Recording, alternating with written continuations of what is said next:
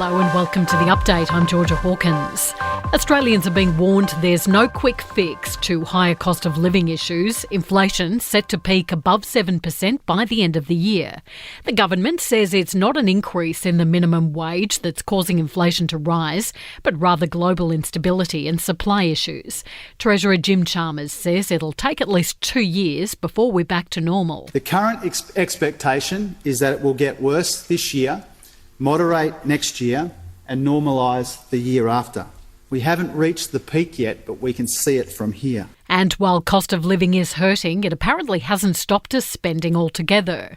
Retail figures have risen in June, but only by 2%.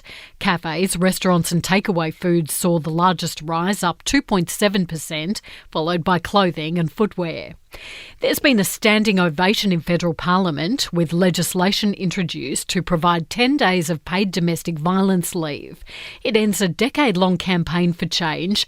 Advocates and politicians have laid tulips outside Parliament as a tribute to women killed by their current or former partners.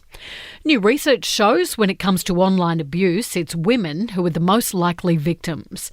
Monash Uni found the most common types of technology-facilitated abuse are monitoring and controlling behaviours. 1 in 2, or around 51% of Australians who responded having experienced at least one form of tech-facilitated abuse in their lifetime.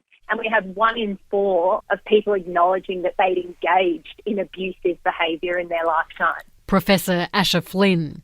And Australia's longest-running TV soap comes to an end tonight after 37 years on our screens. Former Neighbours stars, including Jason Donovan, Kylie Minogue and Margot Robbie, all back for the farewell episode.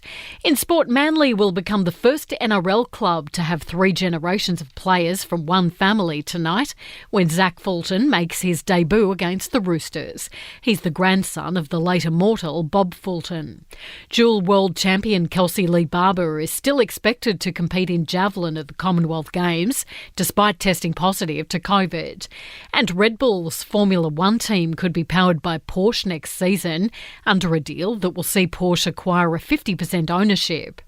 In entertainment news, Britney Spears won't be forced to sit through deposition proceedings with her dad Jamie's lawyers after she announced she was suing him over the 13-year conservatorship. The star's lawyers had argued the process would re-traumatise her. And Kris Jenner has been roasted on social media after filming a new video promoting her safely cleaning products. Many people mocking the Kardashian matriarch, asking if she ever actually cleans. And that's the latest from the Nova Podcast news team. We'll have another episode of The Update for you tomorrow.